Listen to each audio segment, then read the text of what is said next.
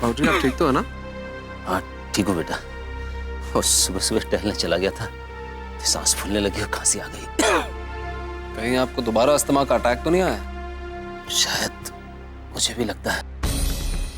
वो घर की चहल पहल में दवा का ध्यान ही नहीं रहा। बाबूजी हम अपॉइंटमेंट लेते हैं डॉक्टर से एक बार। हाँ मुझे भी लगता है एक बार दिखा लेना चाहिए। बाबूजी फोन नहीं लग रहा है डॉक्टर का। हम एक काम करते हैं, हम खुद ही जाके अपॉइंटमेंट लेते हैं। ठीक है बेटा। ठीक है, फिक्र मत करिए, दिखा देंगे डॉक्टर को। हाँ ठीक है, जाके आराम करिए। हाँ ठीक है।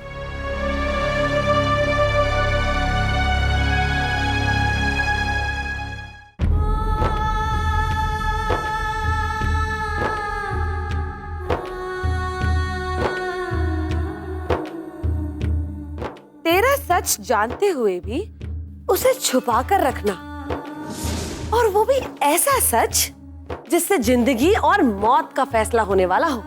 इतना बड़ा कांड करने का खतरा इतने सस्ते में ले ले हम। तुझे तेरा बच्चा भले ही सस्ता लगता हो, लेकिन हम उसकी असली कीमत मांगने वाले हैं तुझसे। तुझे अपनी सारी जायदाद हमारे नाम करनी होगी। अगर तूने ऐसा ना किया, फिर सुबह तू संभाल लेना। तेरा बच्चा गिराने का फैसला तो होकर ही रहेगा।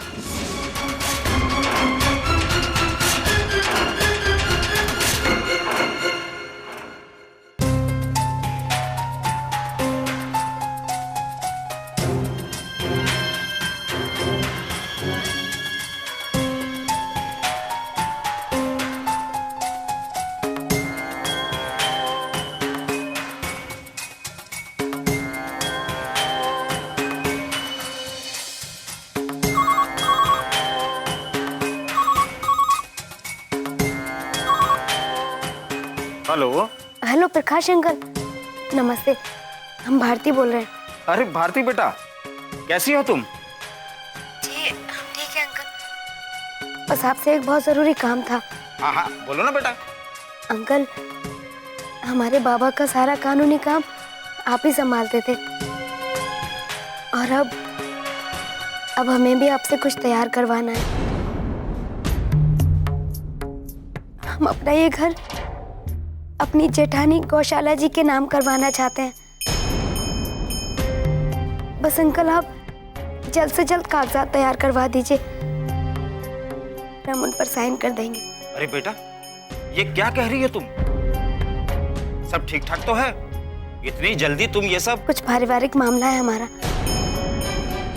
बुरा मत मानिए अंकल, लेकिन हम आपको इसके बारे में खुलकर नहीं बता सकते। लेकिन आप परेशान मत होइएगा, सब कुछ ठीक है। बस आप जल्द से जल्द कागजात तैयार करवा दीजिए अंकल। ठीक है, मैं पेपर तैयार करके खुद ले आऊंगा। नहीं नहीं अंकल, अब आप मत आइएगा, हम खुद ही लेने। अब नहीं नहीं, एक काम करते हैं, आप उन्हें कोरियर करवा दीजिए। ठीक है बेटा। अंकल, आपसे एक और विनती है हमारी। आप इस बारे में हमारे परिवार में से किसी से कुछ नहीं कहेंगे। अरे ये क्या कह रही हो बेटी तुम? आपको हमारे बाबा का वास्ता, आप किसी से कुछ नहीं कहेंगे। हम जानते हैं अंकल, आप हमें अपनी बेटी की तरह मानते हैं, लेकिन हमारा विश्वास कीजिए अंकल, हमने जो भी किया है अपने परिवार की भलाई के लिए किया है। बस आप वादा कीजिए, आप किसी से कुछ नहीं कहेंगे। ठीक है बेटा, जैसी तुम्हारी मर्जी, मैं किसी को कुछ नहीं बताऊंगा। पेपर तैयार करते ही फोन करता हूँ। जी अंकल, थैंक यू।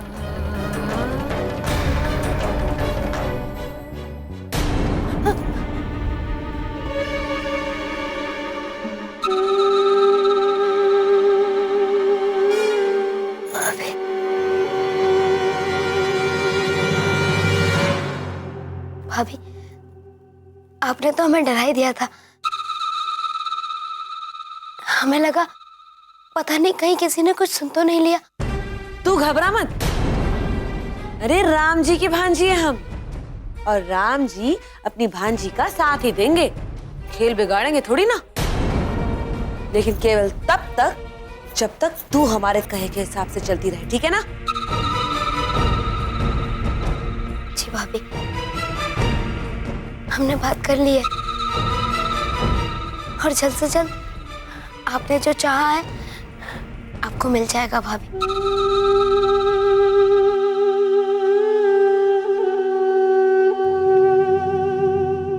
अच्छा है।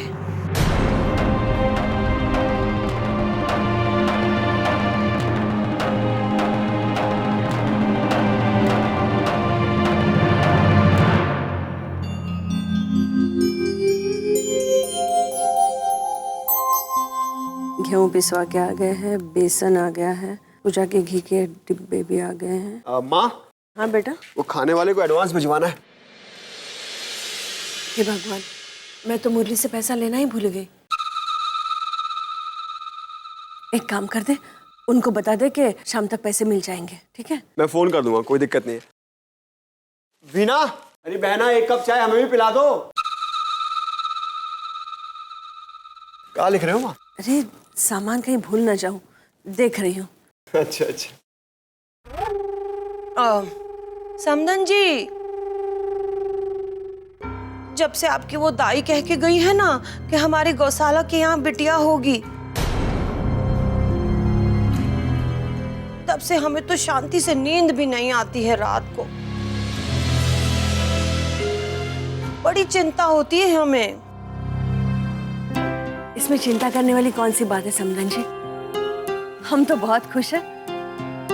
अरे बेटी के रूप में घर में लक्ष्मी आएगी। और वैसे भी बेटियां तो आंगन की शोभा होती है। अरे बेटियों के बिना घर कोई घर होता है क्या? आप सही कह रही हो माँ। और सासू माँ, आप अपनी दोनों बेटियों को ही देख लो। जब से आपकी दोनों बेटियां हमारे घर में ब्याह कर आई हैं, तब से हमारे पूरे घर में चहल पहल हो गई है। पहली आई थी तो हम सबको कान में रुई डालकर रहना पड़ता था बस। और अब जब दूसरी आ गई है तो पूरा का पूरा परिवार ही बहरा हो गया है। चुप कर। दामाद जी, मजाक अपनी जगह पर है। अब आपकी और गौशाला की बात नहीं है सिर्फ कि निभ जाएगी। बेटी की जिम्मेदारी ना चाय गटकने जितनी आसान नहीं होती है।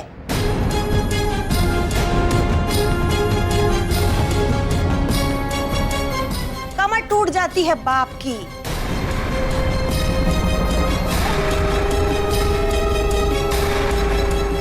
समदन जी, आपने तो जरूर कोई ना कोई इंतजाम करके रखा होगा अपने पोते पोती के लिए। जरा हमें भी तो बताइए, अपनी पोती के लिए क्या खास बचा के रखा है आपने? सासू माँ, हमारी माँ काहे संभाल कर रखेगी कुछ हमारी बेटी के लिए? अभी उसका बाप जिंदा है। और देखना, इतना प्यार देंगे उसे, इतना कि सारी दुनिया देखती रह जाएगी।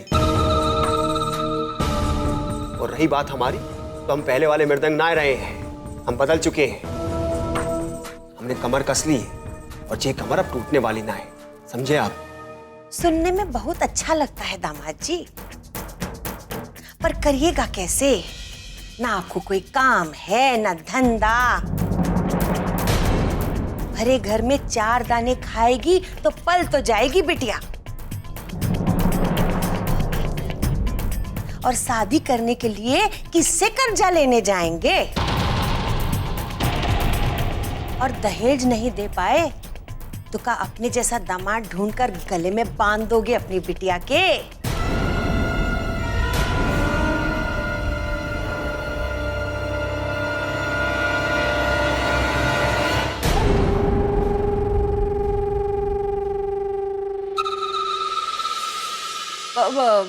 अरे दामाद जी, अब इतना आप कह रहे हैं तो जरूर कोई ना कोई इंतजाम कर लेंगे। क्या करे, हमें भी तो चिंता होती है। आखिर हमारी भी तो नातिन होगी ना वो।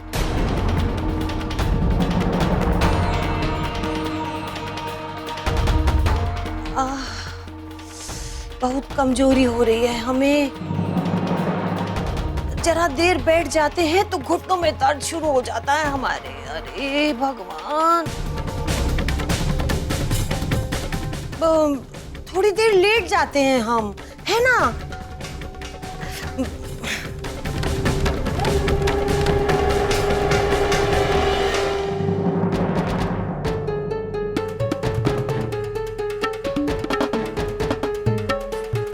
अगर जी हमारी सास ना होती ना माँ, तो अब भाई इसे धक्के मारकर घर से बाहर फेंक देता।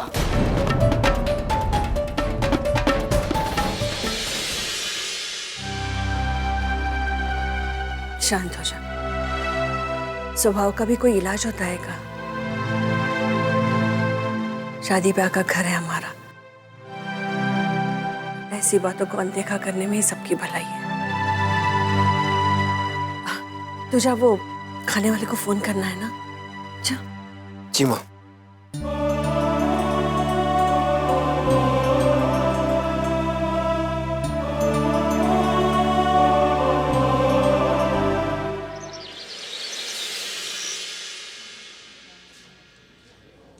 Excuse me.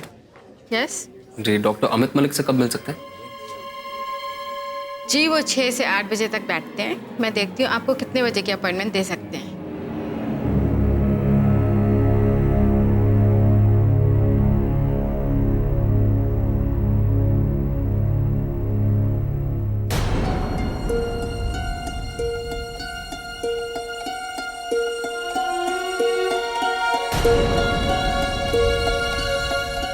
भारती भारती यहाँ पे गायनेकोलॉजिस्ट को दिखाने कब आई? या फिर ये कोई और भारती है? सरनेम तो दिख नहीं रहा यहाँ पे।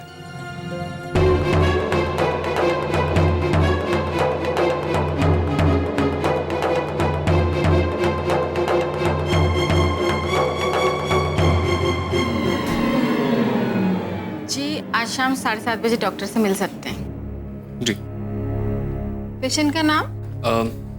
बंसीलाल। उम्र? 56। और आप? जी, मैं उनका बेटा हूँ और मेरा नाम मुरली है।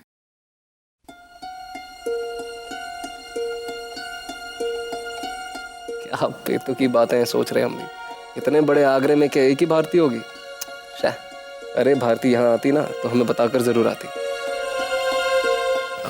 Thank you. You welcome.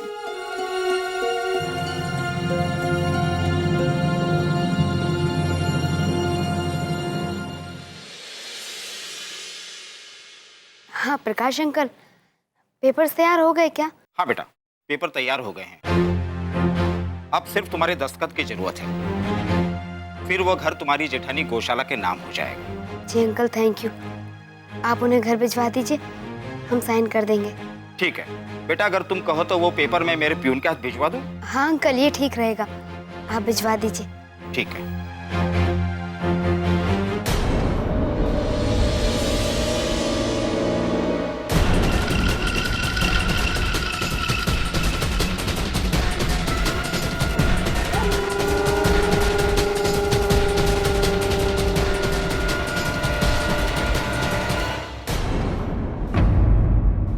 भाभी, सच कहें तो आज वही हो गया जो हम दिल ही दिल में चाह भी रहे थे। हम बहुत खुश हैं भाभी कि ये घर आपके नाम हो गया। हाँ भाभी, अच्छा ही तो है। वैसे भी हमारे जाने के बाद ये घर, ये परिवार और हमारा बच्चा, वो सब भी तो आपको ही संभालना है। और भाभी, अब जब ये घर आपके नाम हो गया है तो अब सब कुछ आप और अच्छे से संभाल पाएंगी, है ना माँ जी?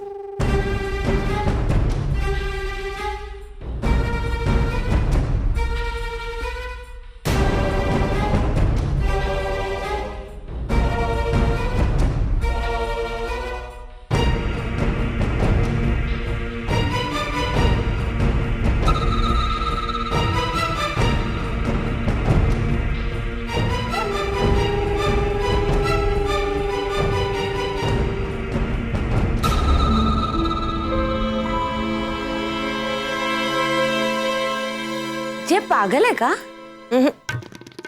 पागल नहीं, नागिन है। वो दुनिया की एक ऐसी अकेली नागिन है जो हर वक्त अपना मीठा मीठा जहर उगलती ही रहती है। लेकिन ये नागिन ये नहीं जानती कि अगर वो नागिन है तो हम एक खास सपेरन हैं जो उसे हर वक्त अपनी बीन पर नचाते रहते हैं। हेलो, अब घर तो लपेटे में आ गया, लेकिन अब ये सोचना है कि इस घर को चलाएंगे कैसे। अरे बिटिया, आंगन में हाथी तो पाल लिया हमने, लेकिन हाथी को चारा नहीं खिलाएंगे तो हमारी नानी बदनाम नहीं हो जाएगी का? अरे बिटिया, तुम्हारा पति तो इतना कमाता है कि भाई तेल खरीदो तो कंघी छूट जाए और कंघी खरीदो तो तेल। अब उसकी कमाई से तो घर चलने से रहा है कि नहीं? हाँ मोमो, ये बात तो बिल्कुल सही सोची तुमने। अरे अगर कंडक्टर की नौकरी वापस भी पकड़ लेना जे, तो भी इस घर का दूध चाय भी ठीक से पूरा ना हो पाएगा। अब मेरी आदत भी तो फट्टे ऐश से रहने की हो गई है। मोमो, मोमो, अरे लोमड़ी का दिमाग लिए घूम रही हो, अपनी बेटी के काम नहीं आओगी का? इतने वक्त से का काम नहीं आ रहे थे तुम्हारे हम? पर फिर भी कुछ तो सोचो ना। अरे हाँ, एक रास्ता तो राम जी की भांजी को भी आ गया है। एक काम करते हैं, जे घर को ही बेच डालते हैं। अरे चुप कर जा, पगला गई है का? इतनी मुश्किल से तो ये घर हमारे हाथ में आया है, तू उसे ही ठिकाने लगाने चल पड़ी। इससे ज्यादा बढ़िया तरकीब है हमारे पास में। हाँ। तुमने सोची है तो तरकीब बढ़िया ही होगी, बताओ ना। पेठे का कारखाना, गजब की कमाई। अरे आधा कारखाना दामाद जी के नाम पर नहीं करवाया ना तो हमारी नानी बदनाम हो जाएगी। हाँ। रे मोमो, कहा सोची हो मोमो? अब तो सच में लगता है जैसे तुमने अपना सारा बचपन लोमड़ियों के बीच बिताया होगा। कहा बोल गई दे ताली। लेकिन इस वक्त अब तो एक ही बात का मीठा सा इंतजार है हमें। कब वो कागजात आए, कब भारती उनके ऊपर दस्तखत करे और कब हमारी बिटिया इस करोड़ों के महल की मालकिन बन जाए।